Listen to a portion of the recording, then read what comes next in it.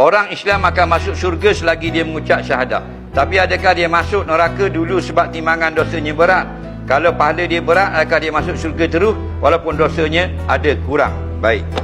Dia kata begini, kalau orang Islam itu ditimbang, dosanya 900 kilo. Okey? 900 kilo. Pahalanya 1000 kilo. Adakah yang pahala 1000 kilo terus masuk syurga? Tidakkah masuk neraka dulu sebab dia ada dosa 900 kilo? Jawab kata ulama, tak. Jika lebih saja, fa amma man sakulat mawazinuhu fa huwa fi 'aisyatir radiyah. Barang siapa yang bila ditimbang antara jahat dengan baik, berat sebelah baik. Tapreknya jawabnya terus masuk syurga.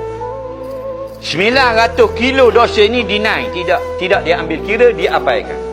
Dengan sebab murah Allah Ta'ala, kasih sayang Allah Ta'ala. Nampak? Kalau akal kita patut kira balas hak ni dulu. Dah, lebih hak belah baik, masuk syurga.